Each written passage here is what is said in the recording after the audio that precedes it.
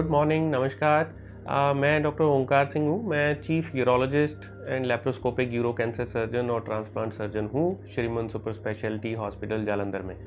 तो आज हम बात करना चाहते हैं लेज़र टेक्नोलॉजी के बारे में, जो कि एक बहुत ही वंडरफुल टेक्नोलॉजी है जिससे बहुत सारी यूरोलॉजिकल प्रॉब्लम्स का सर्जिकल ट्रीटमेंट किया जा सकता है। पहली बात तो ये कि लेज़र टेक्नोलॉजी क्या चीज़ है। लेज़र एक ऐसी टेक्नोलॉजी है जिससे आप किसी सॉलिड चीज़ को काट सकते हैं, टिश्यू को काट सकते हैं, या ब्लीडिंग को रोक सकते हैं, या स्टोन्स का ट्रीटमेंट कर सकते हैं। तो लेज़र टेक्नोलॉजी से आप कौन कौन सी यूरोलॉजिकल प्रॉब्लम्स को ठीक कर सकते हैं या सर्जरी में उनको यूज़ किया जा सकता है। तो ऐसा है कि कॉमनेस्ट प्रॉब्लम जिसके लिए लेज़र्स यूरोलॉजिकल प्रॉब्लम्स में यूज़ की जाती हैं वो है स्टोन डिजीज़। कोई किडनी स्टोन्स हैं, छोटे से लेके बड़े तक के स्टोन जो किडनीज़ में हैं, उनको लेज़र टेक्नोलॉजी से ट्रीट किया जाता है और बड़ा सेफली किया जा सकता है। इसके बिना जो स्टोन यूरेटर्स में वो ट्यूब्स जो कि किडनी से यूरिन को लेके नीचे आती हैं, अगर उनमें कोई स्टोन ब्लॉक कर रहा है या ऑब्स्ट्रक्ट कर रहा है, फंसा हुआ है, तो उसको भी बड़ा सेफली, मिनिमली इन्वेजिवली लेज़र टेक्नोलॉजी से ब्रेक करके निकाला जा सकता है। ब्लैडर स्टोन्स हैं या स्टोन्स इन यूरेथ्रा हैं, उनको भी लेज़र टेक्नोलॉजी से ट्रीट किया जाता है। तो स्टोन डिजीज़ एक ऐसा डिजीज़ है, कॉमनेस्ट डिजीज़ है, जिसको हम लेज़र टेक्नोलॉजी से ट्रीट करते हैं। इसके बिना जो सेकेंड मोस्ट कॉमन प्रॉब्लम है, which is very very common, वो है प्रोस्टेट एनलार्जमेंट, जो कि पुरुषों में पाया जाने वाला एक ग्लैंड होता है जो कि एज के साथ में साइज़ बढ़ जाता है जिसका, and many times it requires surgical treatment. तो उसका ट्रीटमेंट भी आजकल लेज़र टेक्नोलॉजी से किया जाता है, and there are standard advantages हैं लेज़र टेक्नोलॉजी के ओवर अदर जो प्रीवियसली यूज टेक्नोलॉजी है। तो हम इनके एडवांटेजेस जो हैं लेज़र के, वो थोड़ी देर बाद में डिस्कस करेंगे। तो इसके बिना अदर प्रॉब्लम्स क्या है, स्टोन्स हो गए, प्रोस्टेट हो गया, फिर हैं कुछ ट्यूमर्स हैं, कैंसर्स हैं जो कि ब्लैडर में कॉमनली होते हैं, उनका ट्रीटमेंट भी लेज़र से किया जाता है। एंड जो यूरेटर या किडनी में है कुछ ट्यूमर्स, उनको भी लेज़र से ट्रीट किया जा सकता है। तो लेज़र टेक्नोलॉजी जो है उसके क्या क्या एडवांटेजेस हैं जो पहले ट्रीटमेंट किया जाता था स्टोन्स के लिए, प्रोस्टेट के लिए, ट्यूमर्स के लिए। तो मेन एडवांटेज जो है लेज़र का over standard previously use technology, उस पर मेन एडवांटेज है कंट्रोल ऑफ ब्लीडिंग में। जब लेज़र टिश्यू को काटती है तो ये साथ के साथ में स्मॉल ब्लड वेसल्स को सील भी करती जाती है, उनको ब्लॉक भी करती जाती है। तो इसलिए जो सर्जिकल फील्ड होता है, सर्जिकल एरिया होता है, इट इज़ वर्चुअली ब्लडलेस, तो ब्लड लॉस नहीं होता। इनफैक्ट जो प्रोस्टेट ग्लैंड है, अगर हम उसकी स्पेसिफिकली बात करें, उसकी जो लेज़र सर्जरी है जिसको हम होलैप बोलते हैं कॉमनली, तो उसमें ये देखा गया है कि नेग्लिजिबल ब्लड लॉस होता है। और हम, क्योंकि हमारे जो प्रोस्टेट के पेशेंट्स होते हैं वो यूजली 60 या उसके ज़्यादा एज के होते हैं, तो उनको साथ में कोई हार्ट प्रॉब्लम हो सकती है या कोई ब्रेन स्ट्रोक की हिस्ट्री हो सकती है, जिसके लिए वो ऑलरेडी कुछ ऐसी मेडिसिन लेते हैं जिनसे कि खून जो है पतला हो जाता है और जमने की शक्ति खून की कम होती है। तो ऐसे पेशेंट्स को हम वो मेडिसिन बंद भी नहीं कर सकते, बिकॉज उनका रिस्क जो है हार्ट के लिए और ब्रेन के लिए हो सकता है।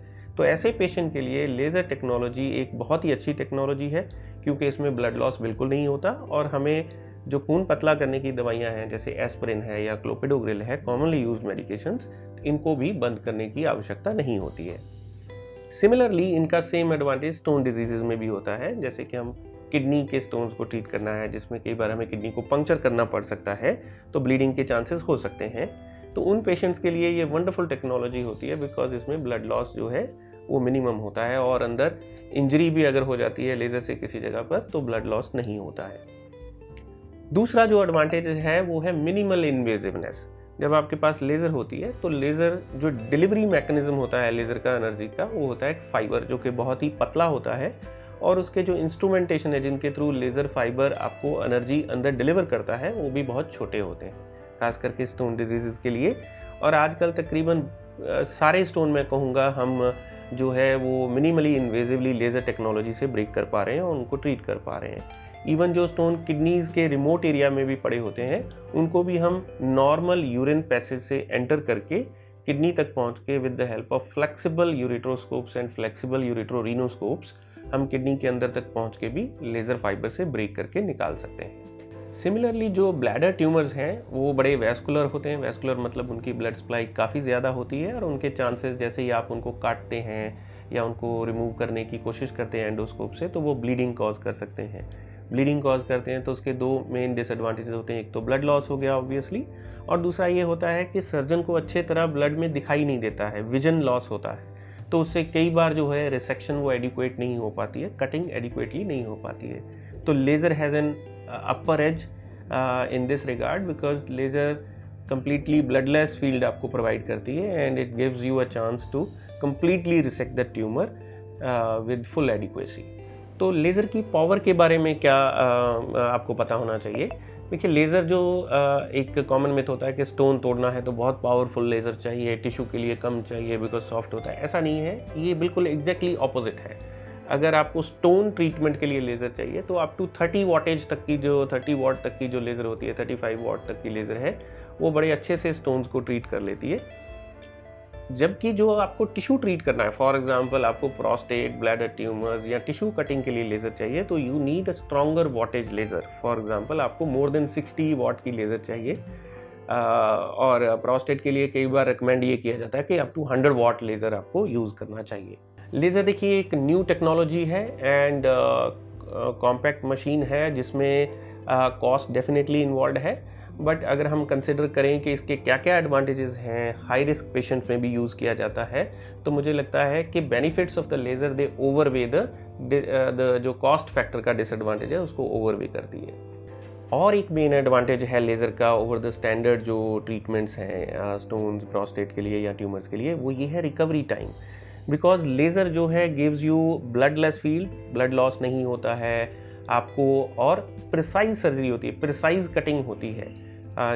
तो इसलिए ये देखा गया है काफ़ी स्टडीज़ में भी कि जो लेज़र से ट्रीटमेंट के साथ रिकवरी टाइम है आपका इन कॉमन सर्जरीज़ के लिए, वो काफ़ी शॉर्ट होता है, काफ़ी छोटा रिकवरी टाइम होता है, और आप जल्दी अपनी एक्टिविटीज़ को रीजॉइन कर सकते हैं। एक और पॉइंट है कि जो लेज़र ट्रीटमेंट के बाद आपकी रिकवरी इतनी स्मूथ और फास्ट क्यों होती है, तो उसका रीज़न ये भी है कि जो लेज़र से आप किसी भी टिश्यू को काटते हैं या ऑपरेट करते हैं, अब्लेट करते हैं, तो उसकी एक तो प्रिसीजन बहुत ज़्यादा होती है, ये बड़ा प्रिसाइजली कट करती है टिश्यू को, और दूसरा ये होता है कि जो लैटरल डैमेज होता है लेज़र यूज़ करने से, कि जहाँ पर आपने लेज़र को अप्लाई किया उसके आसपास का टिश्यू कहाँ तक डैमेज हो सकता है, तो बहुत ही कम एरिया होता है लेज़र का। लेज़र बहुत दूर तक टिश्यू को डैमेज नहीं करती है, जिससे कि आपकी ऑपरेशन के बाद, सर्जरी के बाद जो रिकवरी होती है बड़ी ही स्मूथ एंड स्पीडी होती है। लेज़र के बारे में और जानकारी लेने के लिए, लेज़र प्रोसीजर्स के बारे में और जानने के लिए आप मुझे कभी भी कांटेक्ट कर सकते हैं in the hospital, in the OPD और through my social media portals. Thank you.